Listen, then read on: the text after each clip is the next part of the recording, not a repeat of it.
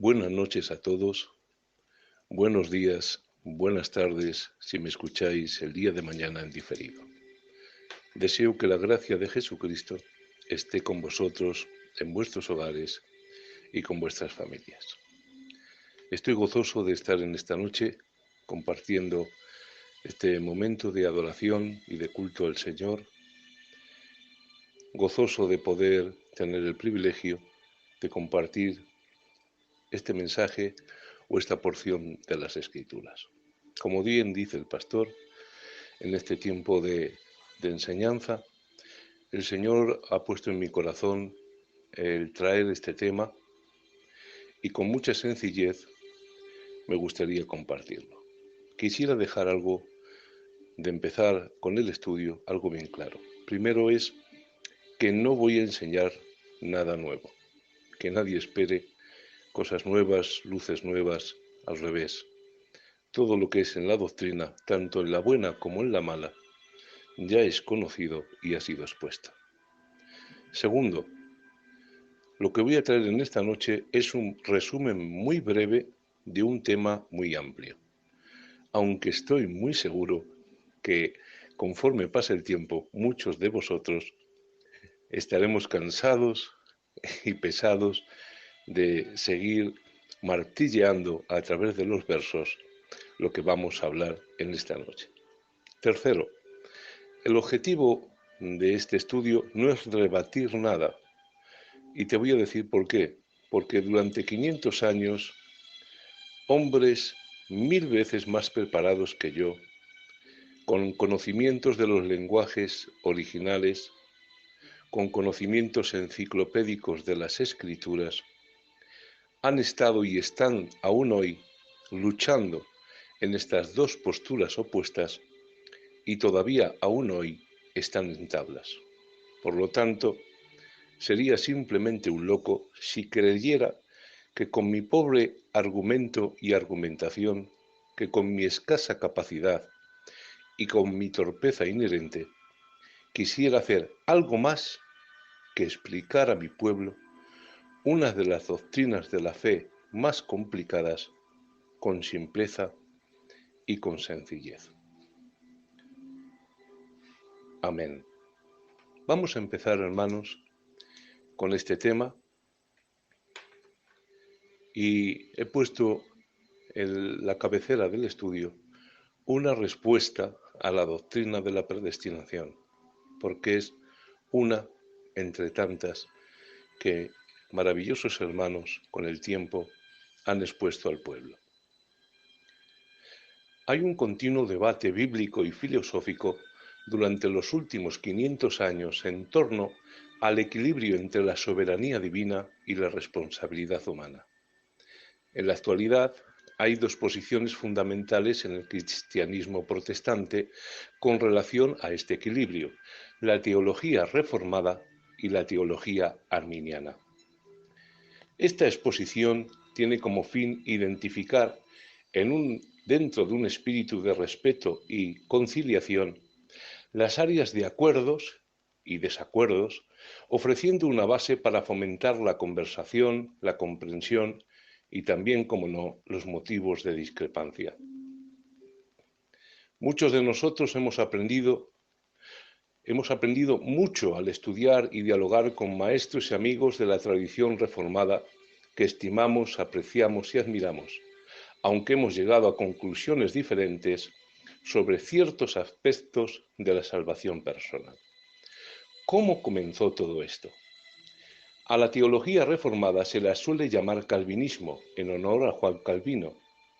Esta designación no es del todo precisa.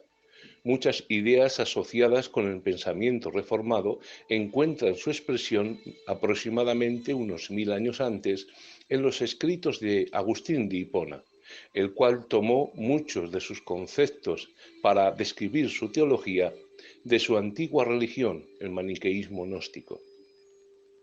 Calvino fue sucedido por Teodoro de Beza, quien reconstruyó considerablemente las ideas de Calvino. La posición que mantiene la Iglesia Evangélica Filadelfia, a la cual nosotros pertenecemos, creo que es bueno decirla, se la denomina arminianismo por Jacobo Arminio. Jacobo Arminio fue un elogiado estudiante de Teodoro de Beza, quien fue quien reconstruyó considerablemente las ideas de Calvino.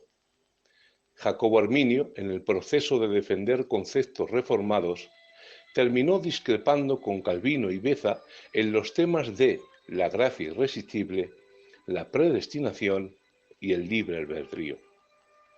Luego de su muerte, los seguidores de Arminio desarrollaron su pensamiento en más profundidad en un artículo llamado Los 5 artículos de la oposición, llamados también Los 5 artículos del reproche, en 1610.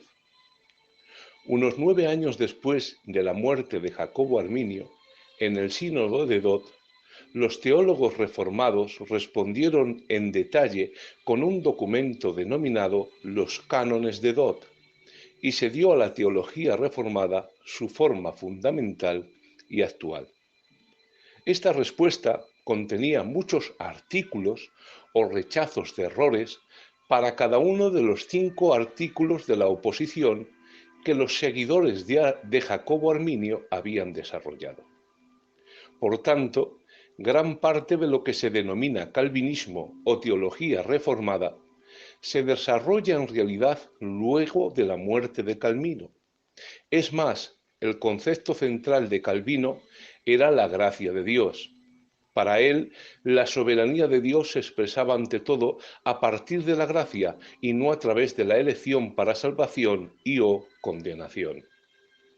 Muchos historiadores y teólogos, incluso un número que se autodenomina reformado, coinciden en que Calvino actualmente necesariamente no sería calvinista, ya que no estaría del todo de acuerdo con la corriente principal de la teología reformada. Un resumen más sucinto empezó a usarse a principios del año 1900, el cual a menudo lleva la sigla de TULIP, por sus siglas en inglés, el cual también fue catalogado como los 5 puntos del calvinismo.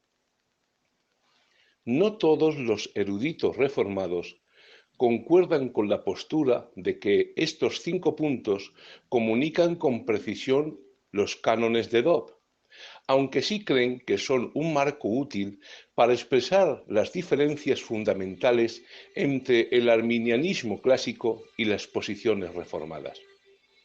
Con el paso de los años, el arminianismo fue luego desarrollado por Juan Wesley. Juan y Carlos Wesley llegaron a ser partidarios destacados de la teología arminiana, introduciéndola como una posición dominante en la teología norteamericana. Por contraste, hombres tan famosos como George Whitefield y Jonathan Edwards adoptaron el pensamiento reformado. Con todo y a pesar de eso, de sus diferencias teológicas, recuerden este dato: Wesley y Whitefield eran amigos y compañeros de trabajo. Aunque discrepaban en diferencias teológicas, tenían una hermosa amistad y trabajaban juntos. Los pensadores reformados han producido con el paso de los años muchos más escritos que los arminianos, mayormente en torno a esta teología. Esto es el resultado de lo que podría llamarse el constructo reformado. Significa la construcción teórica para resolver un problema determinado, pues ellos lo necesitan mucho más que nosotros para explicar cuestiones difíciles de entender con la mera lectura de la Biblia, como por ejemplo, ¿cómo puede un niño, según ellos, no ser salvo, a no ser, como ellos dicen, que sea parte de los elegidos de Dios, cuando con la mera lectura de la Biblia, la idea a la cual puede llegar una persona es totalmente diferente? La teología arminiana no exige un argumento filosófico complejo, ya que parece ajustarse más o de forma más natural a la lectura directa de la Biblia y también a su práctica real en la vida cotidiana. Es decir, nuestra comprensión de Dios de la escritura y de la práctica en el mundo real parece ser que coinciden mucho más con la postura arminiana, por lo cual no se requiere la creación de un sistema teológico o filosófico complejo para justificar posturas doctrinales, pues en vez de filosofear en base a doctrinas, como hacen en muchas ocasiones los teólogos reformados, nosotros simplemente tratamos de explicar el texto en su contexto.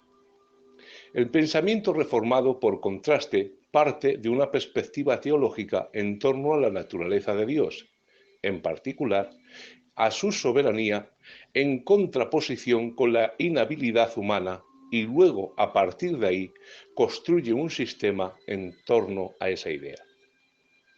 ¿Qué es lo que nosotros creemos? ¿Qué es el arminianismo derivado de los 5 artículos del reproche? Los voy a resumir en 5 declaraciones. Número 1. La salvación o condenación final de una persona es el resultado de la fe o la incredulidad de una persona. Número 2. La expiación que Dios provee es suficiente para todas las personas, pero solo se aplica a aquellas que confían en Él.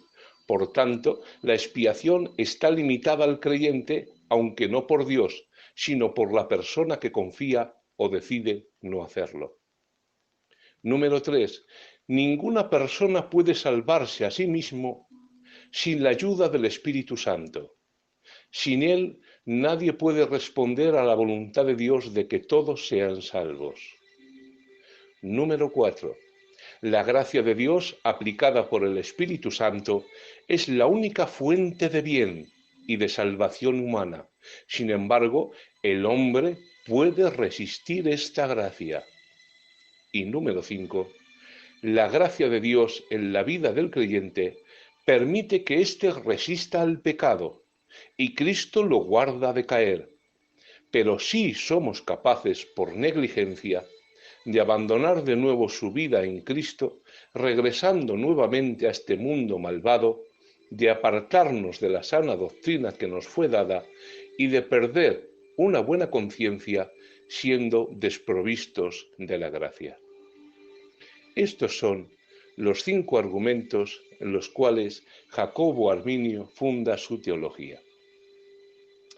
La teología reformada, más conocida por el acrónimo TULIP, por su sigla en inglés, en contrapartida a lo que hemos dicho, enseña esto. Número 1. Depravación total. Toda persona es esclava del pecado y nadie puede elegir a Dios. Esto no significa que cada persona llegue a ser tan malvada como podría llegar a ser, o que hay o haya una ausencia total de cualquier cosa que podríamos llamar buena, sino que significa que cada aspecto de la vida humana fue degradado por el pecado. Aquí, en este punto, los teólogos arminianos están de acuerdo con la teología reformada. Los pensadores arminianos están de acuerdo en que el hombre es incapaz de salvarse a sí mismo. Ningún sistema principal de teología arminiana cree que las personas pueden gozar de buena relación con Dios por su propia decisión o esfuerzo. El segundo punto de la teología reformada es la elección incondicional. Ellos dicen que Dios escogió desde la eternidad a aquellos que iba a salvar. Esta elección está basada únicamente en su soberanía y no en lo que él sabía en base a su presciencia sobre los escogidos. Al no escoger a otros, Dios decide retener la misericordia de algunos, condenándolos así por esta elección. Los teólogos reformados argumentan que todos los seres humanos son merecedores de la ira de Dios y que la salvación de cualquier persona es simple y llanamente la demostración de la soberanía y de la gracia de Dios. La doctrina de la elección o predestinación es enseñada ciertamente en las Escrituras.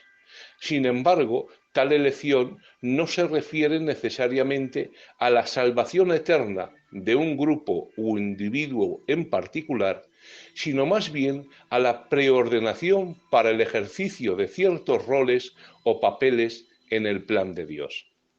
Entre los predestinados a desempeñar roles específicos en el logro de la redención, el personaje principal es nuestro Redentor, el Señor Jesucristo. La elección de Jesús es el acto principal y primario de la predestinación.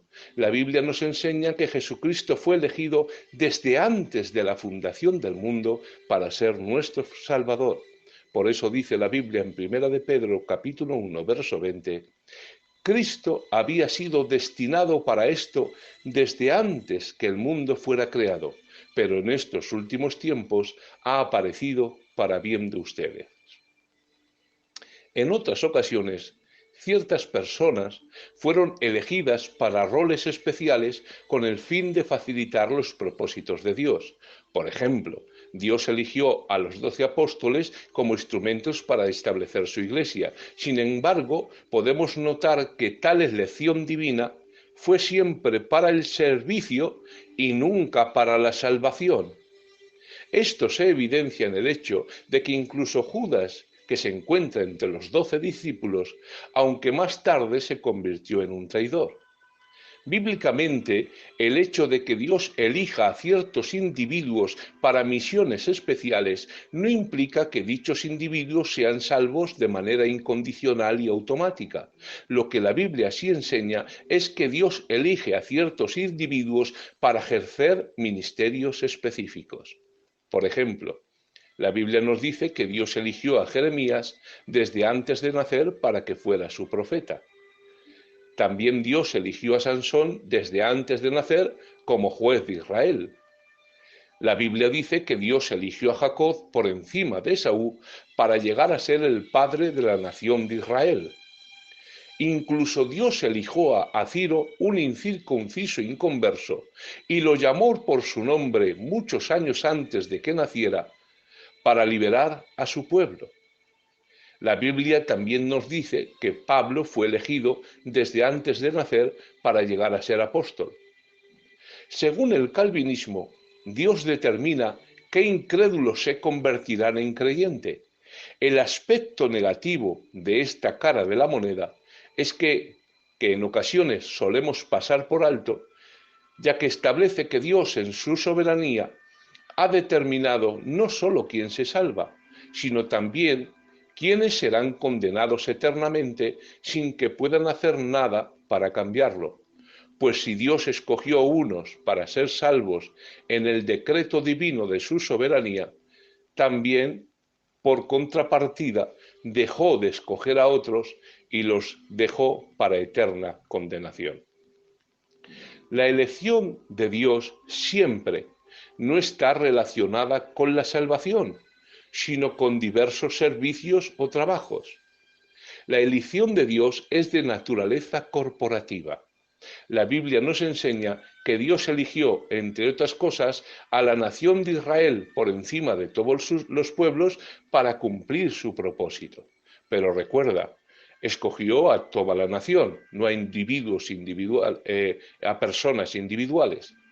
En su soberanía y presciencia, Dios eligió a la nación que surgiría de Jacob y no de Esaú para cumplir una misión específica. Romanos 9 también eligió a la Iglesia en el Nuevo Testamento. Los elegidos entonces en el Nuevo Testamento están formados por individuos que han sido unidos por el Espíritu Santo en el cuerpo de Cristo para cumplir los propósitos de Dios Padre, que está haciendo todo conforme a su voluntad. Por eso dice la Biblia en Efesios 1:11, en él asimismo tuvimos herencia, habiendo sido predestinados conforme al propósito del que hace todas las cosas según el designio de su voluntad. Solo cuando uno se une a Cristo es considerado el elegido o el escogido por Dios.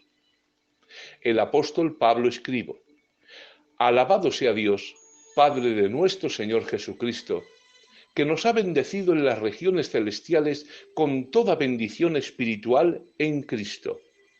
Dios nos escogió en Él, en Cristo, antes de la creación del mundo, para que seamos santos y sin manchas delante de Él. En amor nos predestinó para ser adoptados como hijos suyos por medio de Jesucristo, según el buen propósito de su voluntad. Efesios 1, 3, 5. De acuerdo con Efesios 1, 3, 5, en lo que concierne a la elección, Dios es el que otorga todas las bendiciones, pero tales bendiciones vienen únicamente a aquellos que están en Cristo Jesús.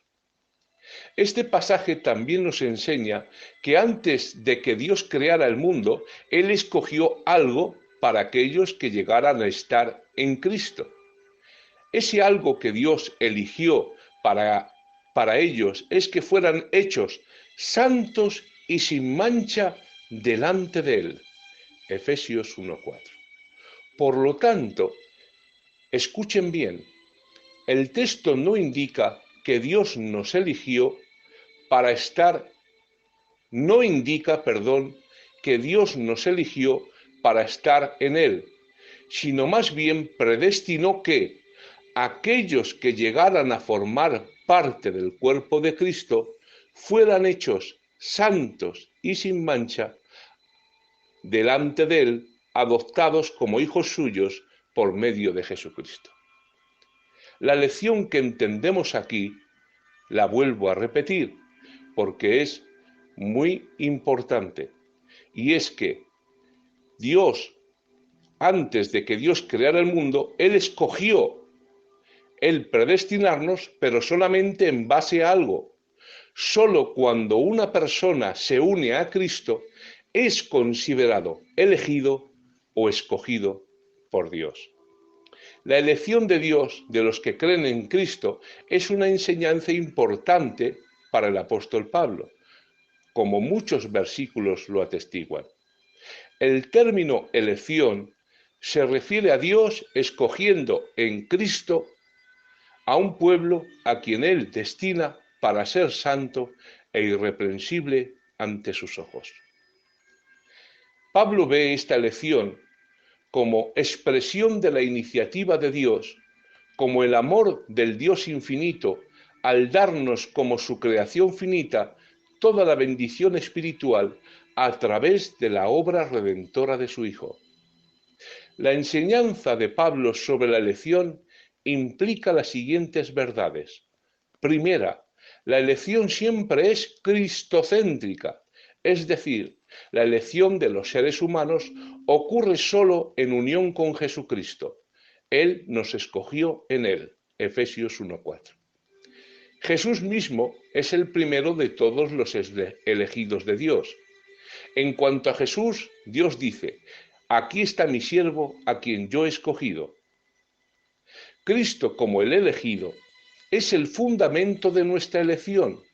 Solo en unión con Cristo nos hacemos miembros de los elegidos. Efesios 1:4, 6:7, 9:10, 12:13. Recordar esto, nadie es elegido aparte de la unión con Cristo que es producida por medio de la fe. Segundo, la elección es cristocéntrica. 1. La elección es en Él a través de su sangre. Efesios 1:7. Dios propuso antes de la creación, como dice Efesios 1:4, que nos escogió en Él desde antes de la fundación del mundo, formar un pueblo a través de la muerte redentora de Cristo en la cruz. Así, la elección se fundamenta en la muerte sacrificial de Cristo para salvarnos de nuestros pecados. Tercero, la elección en Cristo es principalmente corporativa, es decir, la elección de un pueblo. Por eso vuelve a decir el verso: según nos escogió en Él antes de la fundación del mundo, para que fuéramos santos y sin mancha delante de Él, en amor, habiéndonos predestinado para ser adoptados hijos suyos por medio de Jesucristo, según el puro afecto de su voluntad.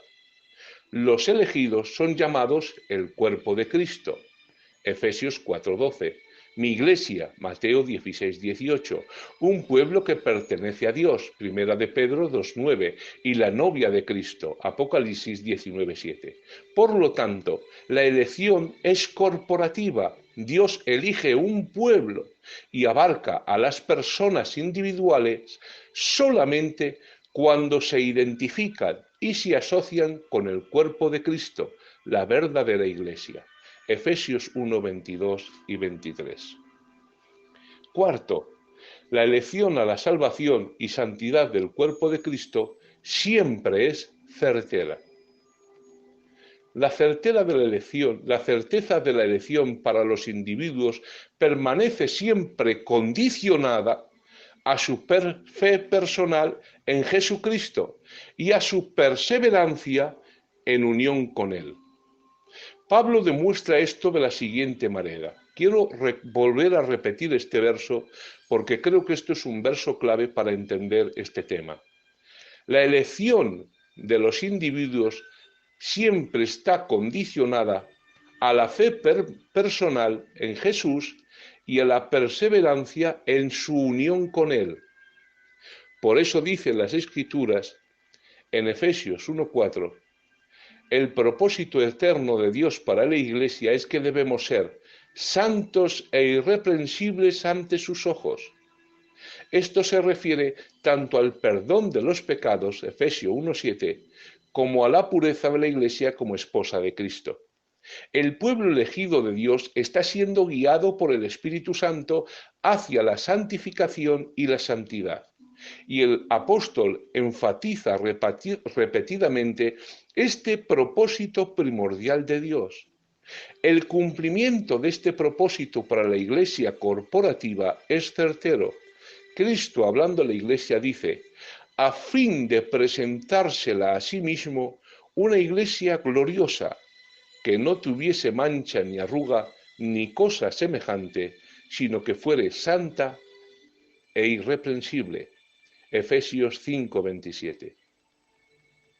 El cumplimiento de este propósito para los individuos en la Iglesia es condicional.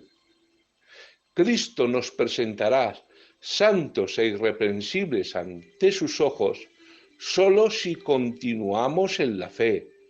Por eso Pablo dice,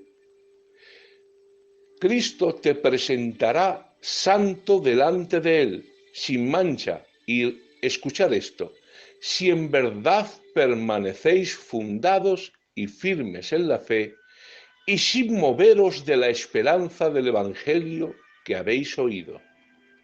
O sea, que esto está condicionado. Cristo te va a presentar santo y sin mancha delante de Él, si en verdad permanecéis fundados y firmes en la fe, y sin moveros de la esperanza del Evangelio que habéis oído. Colosenses 1, 22 y 23. Quinto, la elección a la salvación en Cristo siempre es ofrecida a todos, no a un grupo de escogidos. Pero se vuelve real para personas particulares dependiendo de su arrepentimiento y fe si aceptan el don de Dios para salvación en Cristo. En el punto de la fe, el creyente es incorporado al cuerpo elegido de Cristo, la Iglesia, por el Espíritu Santo, convirtiéndose así en uno de los elegidos. Así, existe tanto la iniciativa de Dios como nuestra respuesta a la elección. Vuelvo a repetir un poquito esto para que quede bien claro. El Señor ofrece la salvación a todos, pero solamente, aunque es ofrecida a todos, se vuelve eficiente cuando la persona, por medio de la fe, se arrepiente y tiene fe en Jesús. Así, de esta manera, Dios ofrece la salvación a todos, pero es la decisión personal, individual de cada uno, la que le hace ser injertado en Cristo y, por lo tanto, convertirse en parte de la Iglesia y de los elegidos. La elección, cuando tú estás en Cristo, implica predestinación, pero esta es condicional. Está sujeta a condiciones. La elección, pues, depende de la permanencia o no al cuerpo de Cristo, a pertenecer a la Iglesia, aquellos que conforman la verdadera Iglesia del Señor. La Biblia nos enseña que Dios ha predestinado a su Iglesia para salvación. Pero, ¿qué significa ser predestinado? El término predestinación significa decidir de antemano y se aplica a los propósitos de Dios comprendidos en la elección. La elección es la elección de Dios en Cristo de un pueblo, esto es, la Iglesia, para sí mismo. La predestinación comprende lo que sucederá con el pueblo de Dios, todos los creyentes de Cristo. La Biblia nos enseña que Dios predestina a sus elegidos para ser llamados, Romanos 8:30, ser justificados, Romanos 3:24, ser glorificados, Romanos 8:30, ser conformados a la imagen de su Hijo, Romanos 8:29, ser santos e irreprensibles, Efesios 1:4, ser adoptados como hijos de Dios, Efesios 1:5, ser redimidos, Efesios 1:7, ser los receptores de una herencia, Efesios 1:14, ser hechos para alabanza de su gloria, Efesios 1:2, ser receptores del Espíritu, Efesios 1:13, ser creados para hacer buenas obras, Efesios 2:10. La predestinación, como la elección, se refiere siempre al cuerpo corporativo de Cristo, es decir, a la Iglesia. Te lo traduzco. La predestinación y la elección se refieren a la Iglesia. Comprende a los individuos que solo en asociación con ese cuerpo, a través de la fe viva en Jesús. Sé que algunas personas no me entienden bien. Voy a hacer una pequeña pausa para poner una pequeña explicación. Imagínate que quieres ir a Madrid y vas al autobús, en la estación de autobuses, y tú te subes en el autobús Burgos-Madrid. Yo te digo que mientras estés dentro del autobús, estás predestinado a ir a Madrid. Porque la dirección del autobús no es Barcelona, no es Sevilla, no es Palencia. La dirección del autobús es Madrid. Por lo tanto, mientras estés dentro del autobús, estás predestinado a llegar a Madrid. Y ahora dices, Raúl, ¿y si me bajo del autobús? Entonces la predestinación se ha quitado, porque tú estabas predestinado mientras estuvieras dentro del autobús, en el autobús, pero cuando sales la predestinación desaparece. Imagínate que tú quieres ir a Madrid y te montas en un autobús que es Burgos-Barcelona, y estando dentro del autobús de Barcelona, tú crees o quieres llegar a Madrid. Es imposible, porque el destino de ese autobús nunca va a ser Madrid, va a ser Barcelona. Esto nos enseña con este pequeño ejemplo esta verdad. La predestinación solo existe en Cristo. Cuando tú estás en Cristo, estás destinado a ser salvo, a ser adoptado hijo de Dios, a ser santo, a ser redimidos, a ser receptor de la herencia, a ser hecho para alabanza de su gloria, a ser receptor del Espíritu, a ser creado para buenas obras, a ser llamado, a ser justificado, a ser glorificado, a ser conformado conforme a la semejanza de su Hijo, pero todo es dentro del autobús. La predestinación existe dentro de Cristo. En el momento que usted se baja del autobús, usted ya no está predestinado a todo eso, ni solamente a llegar a Madrid. Por eso, hermanos, el estar en Cristo existe predestinación estando, porque el destino de los que están en Cristo es directamente al cielo. Solo estamos predestinados en Él. Cuando somos parte de la Iglesia, existe predestinación. Cuando salimos de la Iglesia, esa predestinación a salvación desaparece. Nadie fuera de la verdadera Iglesia está predestinado para salvación. Y segundo, el que está predestinado para salvación es el autobús y el que está metido dentro.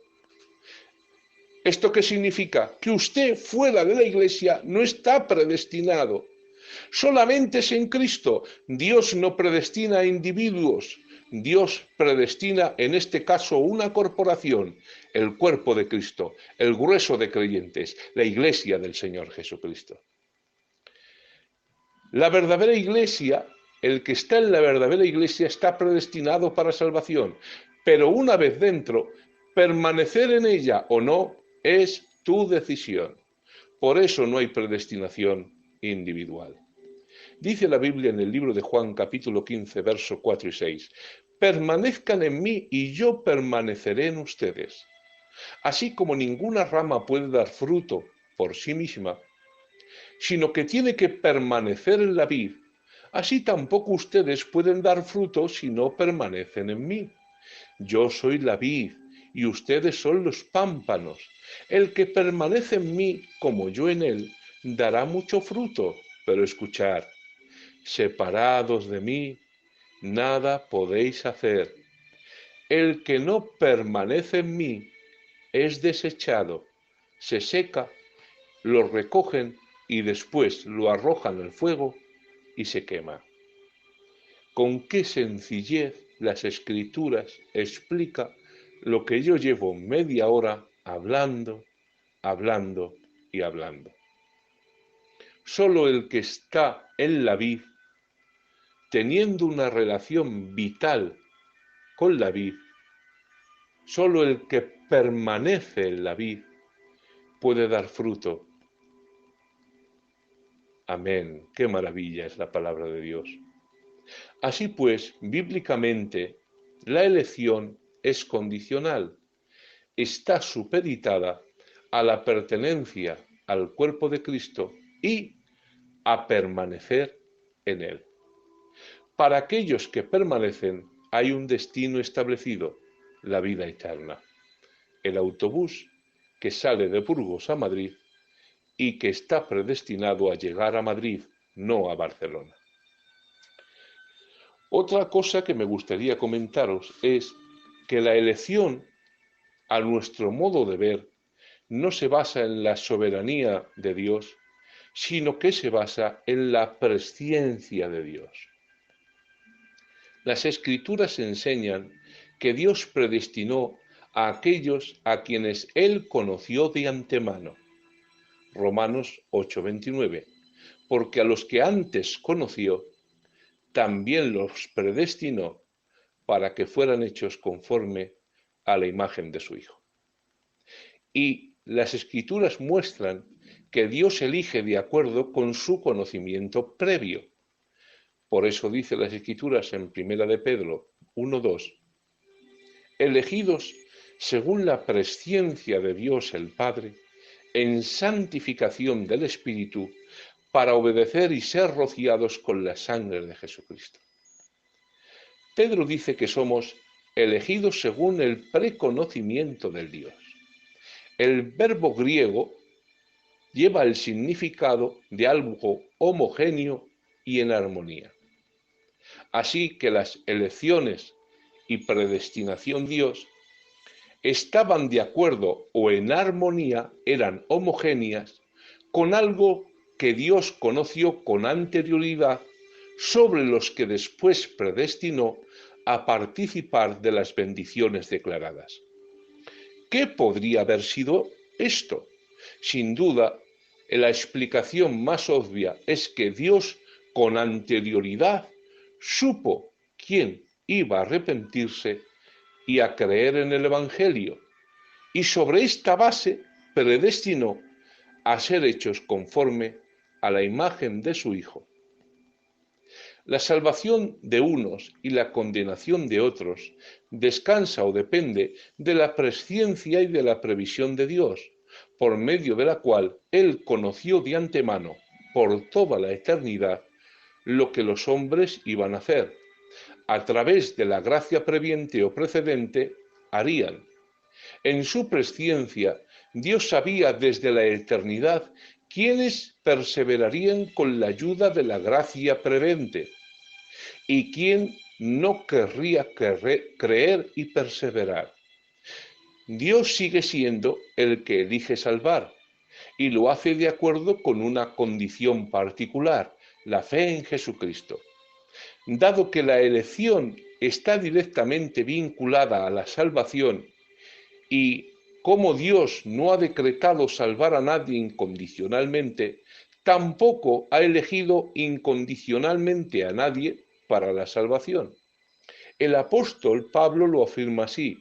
Dice las Escrituras en 1 Corintios 1:21, ya que Dios, en su sabio designio, dispuso que el mundo no lo conociera mediante la sabiduría humana, tuvo a bien salvar, mediante la locura de la predicación, a los que creen.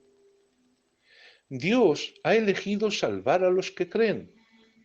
Los que rehúsen creer serán parte del grupo de los reprobados, y esto por elección y responsabilidad propia, jamás por un designio divino arbitrario producido en la eternidad de Dios. Creemos que la gracia de Dios es dada a todas las personas, pero solo se hace efectiva en aquellos que responden con fe. Recuerdo que hace unos años, me permitís este paréntesis o inciso, una empresa quiso hacer una promoción en las calles de Madrid, en la Castellana. Y en un año en el cual un equipo español iba a llegar a la final de Champions, no había ya ni una sola entrada por mucho que la buscaras. Los precios eran desorbitantes, 2.000 o 3.000 euros la entrada para la final de la Champions. ¿Y sabe lo que hizo esta empresa? Cogió 10 entradas de la final de la Champions, se puso en plena calle de la Castellana y ofrecía las entradas solamente a aquella persona que voluntariamente se acercase, rellenase una serie de papeles y pidiera información del producto que ellos tenían. Recuerdo que salió por la televisión que era tan sorprendente la oferta que muchos la veían y pasaron de largo. No creyeron que lo que ofrecía fuera verdad. Entradas gratuitas de la Champions. Estos hombres las ofrecían para todos, para todo aquel que fuera donde ellos y cumpliera el requisito que ellos habían dicho, que era rellenar una serie de papeles y pedir información sobre el producto que ellos vendían.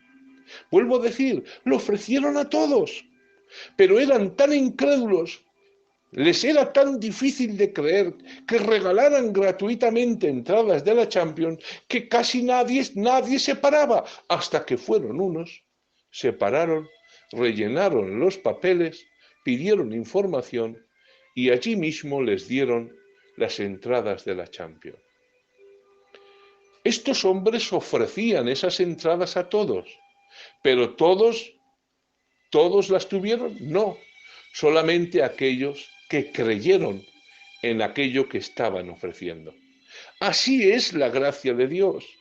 Dios la da a todas las personas sin restricción. Ofrece la salvación a todas las personas, pero solo se hace efectiva para aquellas personas que responden con fe.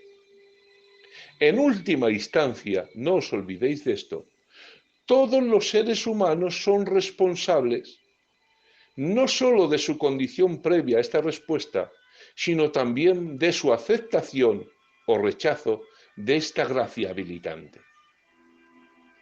El tercer punto de la expiación se llama expiación limitada.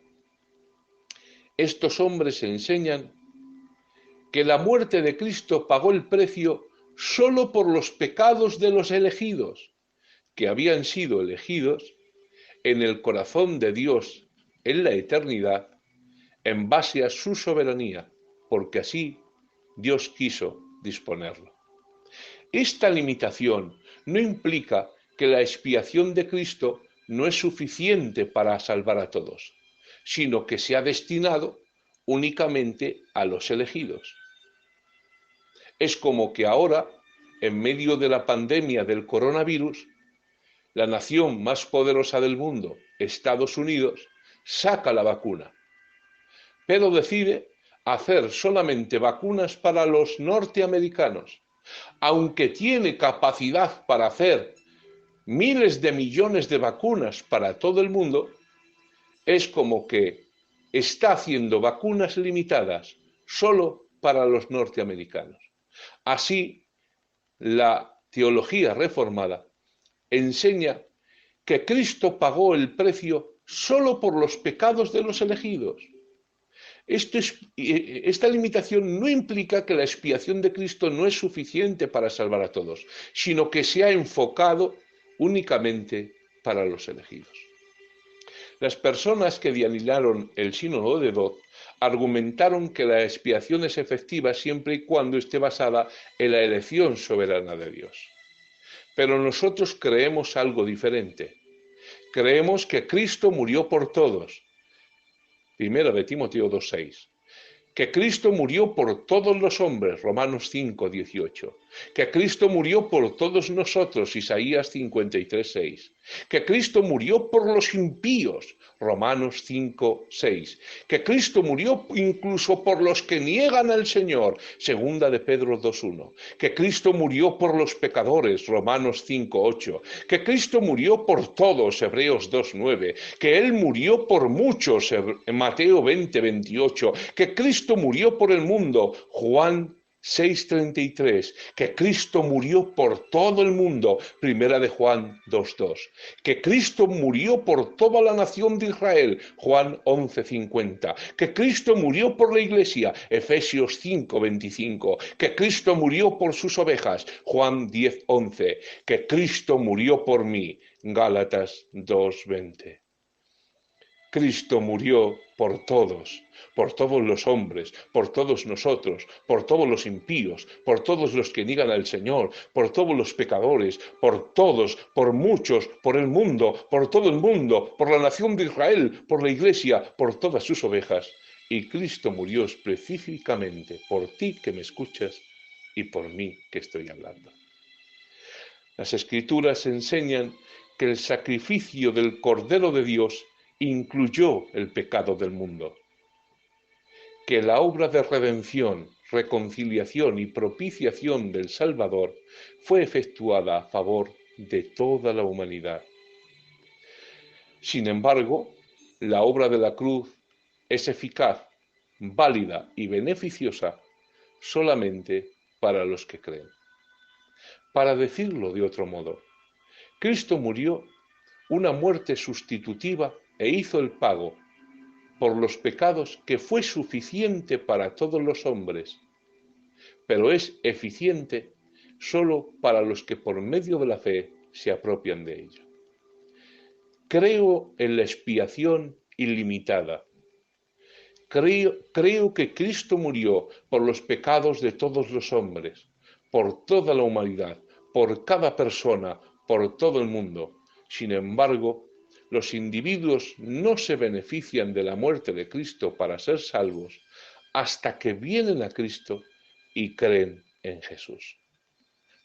El don de Dios ha sido comprado, ofrecido y presentado a todos los hombres, pero tiene que ser recibido personalmente por la fe. Por eso argumentamos que la expiación es potencialmente efectiva para todos y que su verdadera eficacia se basa en la decisión del individuo, que a su vez es habilitada por el Espíritu de gracia, la gracia preventiva, y por el conocimiento previo de Dios de esa decisión. Maravilloso es el Señor. El cuarto punto es la gracia irresistible. La teología reformada enseña que las personas a quienes Dios determinó salvar se acercarán inevitablemente a la fe salvadora. En este sentido y en última instancia, la obra del Espíritu Santo no puede ser resistida. Esto coincide con la creencia de la elección incondicional, que en esencia niega la participación humana a la hora de responder al llamado de Dios a la salvación. Claramente, la perspectiva que nosotros tenemos es otra. La gracia de Dios sí puede ser resistida. Creemos que la gracia de Dios en la vida del creyente permite que éste resista el pecado y Cristo lo guarde de caer. Pero somos capaces, por negligencia, de abandonar de nuevo la vida en Cristo, regresando nuevamente a este mundo malvado, de apartarnos de la sana doctrina que nos fue dada y de perder una buena conciencia siendo desprovistos de la gracia. El creyente puede resistir la gracia. La gracia puede ser resistida. Y para no alargarme mucho, el quinto punto de la teología reformada corresponde a la perseverancia de los santos. Y esto enseña que todos aquellos que fueron elegidos por Dios, los elegidos, permanecerán en la fe. Si alguno se aleja, es por dos motivos: o bien nunca fue salvo, o al final se arrepentirá y volverá de nuevo a la vida de la fe. Pero esto no es lo que creemos nosotros. Lo que creemos nosotros es lo que está expreso en Juan 15:6. El que en mí no permanece será echado fuera como pámpano, se secará, lo recogerán, lo echan en el fuego y arden. Al mirar la expresión, el que en mí no permanece, Jesús está hablando de un pámpano, una parte integral de la vid, la cual no permaneció y por eso será echado al fuego. Si estaba en él, era salvo, pero si se aleja y rehúsa permanecer en él, será echado fuera, se secará y será echado en el fuego.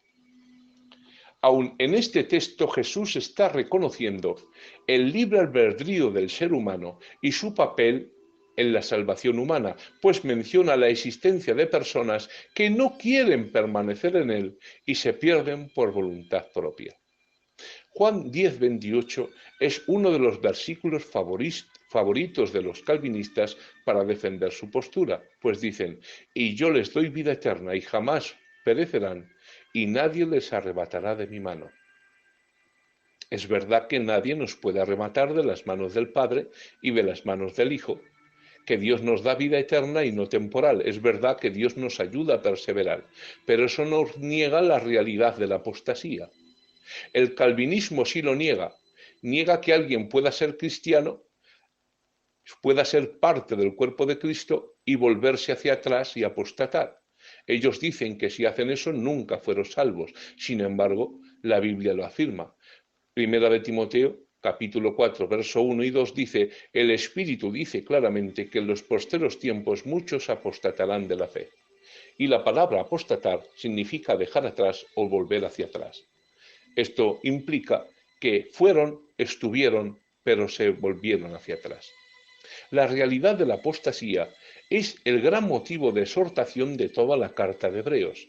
Por eso dice en Hebreos 10:26, porque si pecáramos voluntariamente después de haber recibido el conocimiento de la verdad, ya no queda más sacrificio por los pecados, sino una horrenda expectación de juicio y de hervor de fuego que ha de devorar a los adversarios. El que viola la ley de Moisés por el testimonio de 2 o 3 testigos muera irremisiblemente. ¿Cuánto mayor castigo pensáis que merecerá el que pisoteare al Hijo de Dios y tuviere por inmunda la sangre del pacto en la cual fue santificado e hiciere afrenta al Espíritu de gracia? pero nosotros no somos de los que retroceden para perdición, sino de los que tienen fe para preservación del alma. Amén. Y también en Hebreos 6:4 nos recuerda esta terrible verdad, porque es imposible que los que una vez fueron iluminados y gustaron del don celestial y fueron hechos partícipes del Espíritu Santo y asimismo gustaron de la buena palabra de Dios y los poderes del siglo venidero y recayeron, sean otra vez renovados para arrepentimiento, crucificando de nuevo para sí mismo al Hijo de Dios y exponiéndole al vituperio, porque la tierra que bebe la lluvia que muchas veces cae sobre ella y produce hierba provechosa a aquellos por los cuales es labrada, recibe bendición de Dios, pero la que produce espinos y abrojos es reprobada, está próxima a ser maldecida y su fin es ser quemada. Nos preguntamos, ¿quiénes son los que una vez fueron hechos partícipes del Espíritu Santo y los poderes del siglo venidero y recayeron? Sino creyentes que apostataron de la fe y se volvieron atrás. Para los que se apartan, habiendo sido salvos previamente, pero rechazando luego tal bendición, la sentencia es clara. Dicha gente es reprobada, está próxima a ser maldecida y su fin es ser quemada. La posibilidad de caer de la gracia y perder la salvación es real. Por eso dice 2 Corintios 3:5.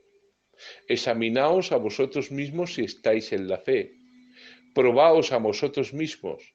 ¿O no os conocéis a vosotros mismos que Jesucristo está en vosotros, a menos que estéis reprobados?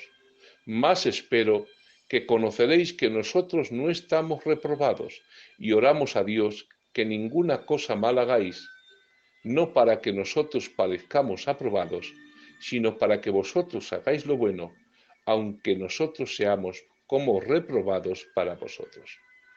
Y también el apóstol Pedro nos advierte en 2 de Pedro 2:20, porque si después de haber escapado de las contaminaciones del mundo por el conocimiento de nuestro Señor y Salvador Jesucristo, de nuevo son enredados en ellas y vencidos, su postrer condición postrera viene a ser peor que la primera, pues mejor hubiera sido para ellos no haber conocido el camino de la justicia que, habiéndolo conocido, apartarse del santo mandamiento que les fue dado.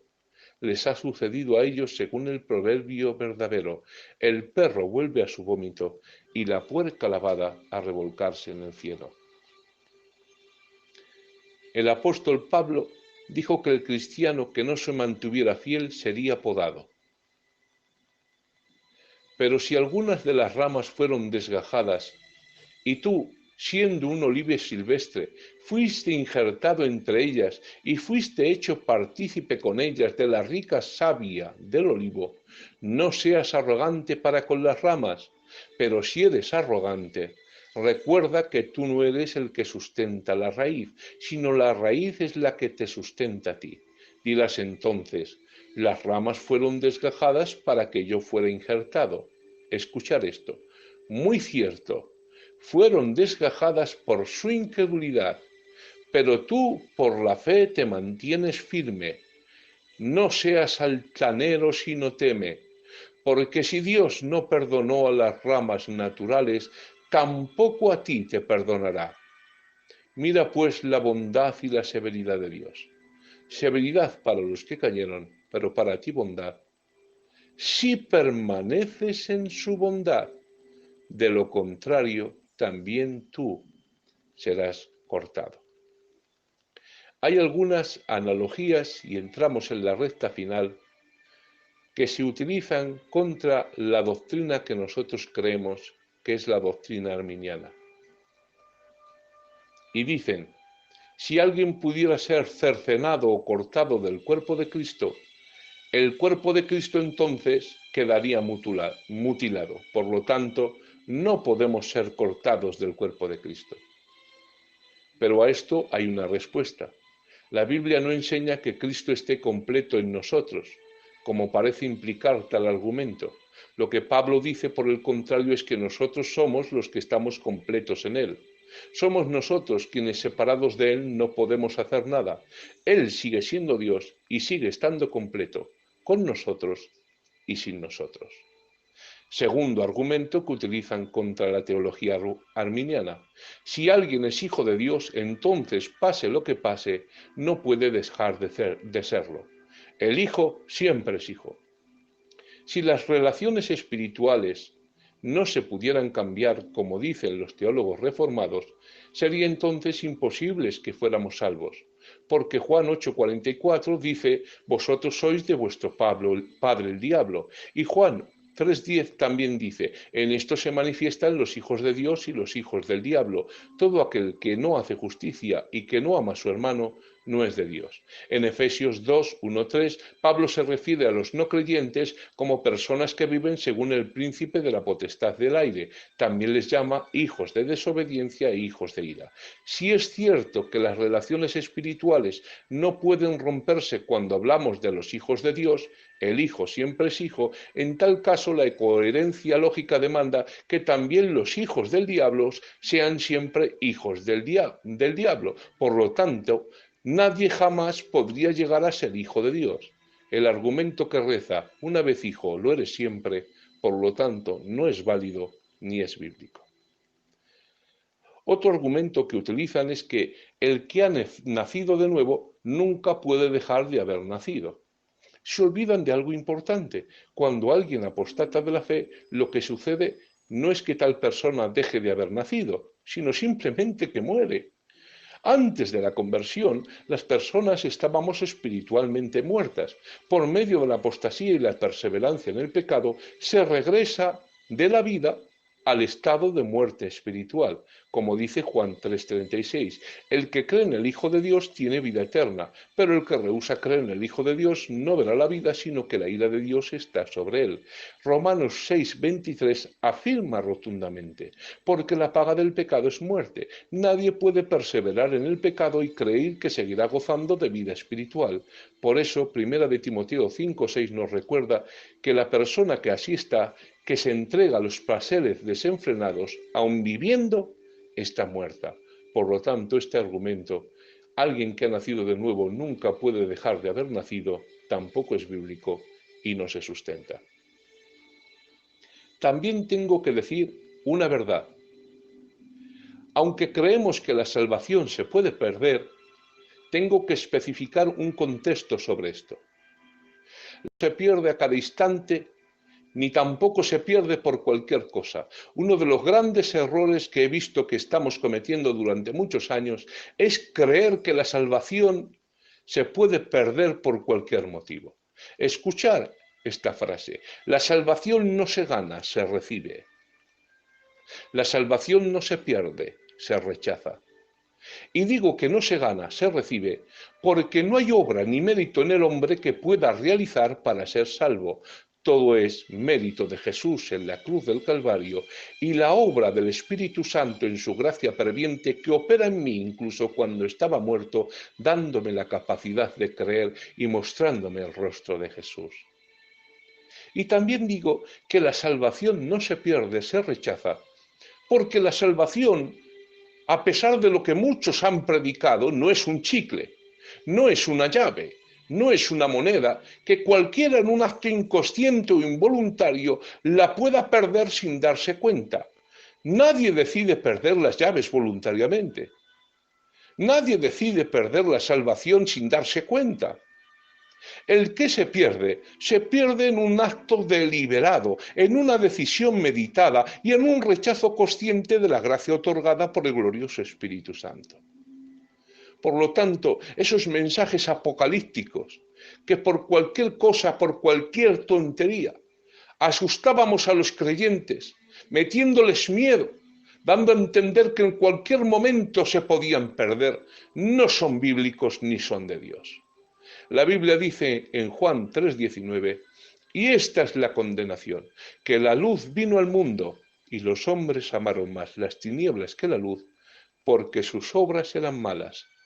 Porque todo aquel que hace lo malo aborrece la luz y no viene la luz, para que sus obras no sean reprendidas. El que se pierde en un acto deliberado, en una decisión meditada y en un rechazo consciente de la gracia otorgada por el glorioso Espíritu Santo. Debe notarse que hay peligros en las expresiones extremas tanto del grupo reformado como del grupo arminiano. Los reformados extreman verdades o puntos bíblicos hasta el punto de decir el salvo siempre es salvo. Haga lo que haga, la persona que ha sido escogida y elegida por Dios no se puede perder. Pero también nosotros, los arminianos, también tenemos extremos doctrinales que son muy peligrosos de predicar. Una forma extrema de arminianismo puede rotularse como el pelagianismo, postura en la cual los creyentes básicamente se salvan a sí mismos por la calidad de su vida y de su fe. Pelagio arguía en el pasado que la naturaleza humana no tiene corrupción innata, sino que sus malas inclinaciones se deben a los ejemplos ajenos y al ambiente donde vivimos. Las facultades naturales, decía Pelagio, de la humanidad no tendrían nada que ver con la caída de Adán, pues no existía ese pecado o inclinación al mal. Los hombres, decía, de por sí tienden al bien y por esta razón merecen el cielo por sus propios méritos. Esta declaración doctrinal, el pelagianismo, fue condenada como herejía en el Concilio de Cartago en el 416. Años después, seguidores de Pelagio hicieron una declaración similar pero más mezclada. A esto se les llama semipelagianos. Sostenían cierta independencia del hombre con respecto a la acción de Dios. Pensaban que son las buenas obras, las penitencias y las plegarias las que santifican al hombre por propio mérito. Con ello dejaban en mal lugar la acción de la gracia divina. Tal doctrina, además de imprecisa, se alejaba de la enseñanza del Evangelio. Yo soy la vid, vosotros los pámpanos, el que permanece en mí y yo en él, éste lleva mucho fruto, porque separados de mí nada podéis hacer. El segundo concilio de Orange, en el 529, también volvió a condenar tanto el pelagianismo como el semipelagianismo. Conclusión, y ya termino. Mientras que en asuntos teológicos hay claras diferencias entre los que nos autodenominamos arminianos y nuestros hermanos reformados, ciertamente es más lo que nos une que lo que nos separa. Que quede bien claro a todos los que me escuchan. Nuestros hermanos reformados son hermanos en la fe. Escuchar bien esto. En el año 517 nació la Reforma de Lutero. De ahí salió lo que ahora nosotros conocemos como reformados en el año 1520, 3 años después. De la rama reformada salieron en el año 1534 los anglicanos. De la rama anglicana no fue hasta el año 1750 que salió el metodismo, cuyo padre fundador fue Juan Wesley. No fue hasta el año 1886, en una serie de reuniones al aire libre y convenciones, que los maestros de la santidad, los metodistas fundados por Juan Wesley, proclamaron el bautismo del Espíritu Santo. El paso decisivo se dio en los albores del siglo XX en la ciudad de Topeka, Kansas, y allí se formuló la doctrina de que hablar en otras lenguas, por supuesto no conocidas por el sujeto, era la evidencia inicial de que alguien había recibido el bautismo del Espíritu Santo. Pronto, esta enseñanza empezó a ganar apoyo especialmente en el sur de Estados Unidos al comienzo del siglo XX, pero sería en el avivamiento que comenzaría en la calle Azusa, Los Ángeles, 1906, Estados Unidos, el que formaría la conexión entre el bautismo del Espíritu Santo y las lenguas. Y allí se considera que nació el movimiento pentecostal. Cientos y miles de personas de todas las partes de América, de Europa y de incluso del tercer mundo fueron a la iglesia de la calle Azusa, volviendo con sus mensajes a sus lugares de origen. El fuego se esparció rápidamente, resultando en la formación de muchas iglesias. Para que lo sepáis, los que más tarde fueron los presidentes de la denominación Asambleas de Dios se convirtieron allí, en la calle Azusa, en 1906, en el avivamiento considerado el origen del movimiento pentecostal. Y en el año 1914, Asambleas de Dios estableció su doctrina que ahora conocemos. Con el paso de los años, Asambleas de Dios empezó a extenderse por el mundo y abrió iglesias por todos los países del mundo y fueron predicando el Evangelio. Un ministerio de Asambleas de Dios en la ciudad de Brest, en Francia, en el año 1952, comenzó su ministerio a favor de los gitanos cuando estos gitanos convertidos vinieron a decirle que ningún pastor quería bautizarlos. Viendo esta realidad y este desprecio ante estos gitanos convertidos, que ningún ministerio oficial quería bautizarlos, este hombre, en 1954, fundó la misión evangélica Vida y Luz en Francia. Ese ministerio era nuestro amado y recordado Clement Lecosset. Años después, yendo unos gitanos de España a Vendiviar a Francia, allí les predicaron el Evangelio y llenos y conmovidos por el poderoso Espíritu Santo, vinieron a España con las buenas nuevas y empezaron a predicar con gloria y con poder. Y allí se fundó la Iglesia Evangélica Filadelfia. La Iglesia Evangélica Filadelfia, venimos de Vida y Luz de Francia, que vienen de Asambleas de Dios, que vienen de la calle Azusa, el origen del movimiento pentecostal, que viene de la ciudad de Topeka, Kansas, que viene de las reuniones al aire libre de los maestros de santidad metodistas, que vienen de Juan Wesley, fundador del metodismo, que viene de la rama anglicana, que viene de la rama reformada, que salieron de la reforma en el año 1517.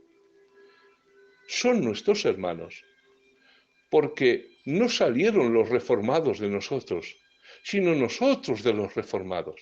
Si decimos que no son hermanos en la fe y son herejes, entonces como consecuencia lógica nosotros tampoco lo somos. Es como que uno se convierte en Filadelfia, se hace predicador, con el tiempo escucha otras doctrinas, rechaza Filadelfia, se va a otra misión y después dice que Filadelfia no es de Dios.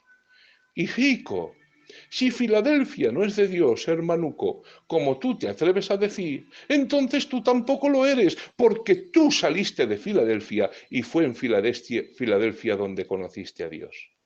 Repito, mientras que en asuntos teológicos hay claras diferencias entre los reformados y los arminianos, ciertamente es más lo que nos une que lo que nos separa. Tengo que dejar bien claro, son hermanos en la fe. Sin embargo, cuando el pensamiento reformado se profundiza y se lleva al extremo, como nosotros opinamos que ha sucedido, eliminando la responsabilidad humana, debemos rechazarlo y permanecer fieles al llamado y al ejemplo de Cristo y de sus discípulos de guiar a todos al Señor y ofrecerles salvación. Hasta aquí el estudio en esta noche. Gracias por vuestra paciencia. Gracias por escucharme, os mando un abrazo muy fuerte y que Dios os bendiga mucho.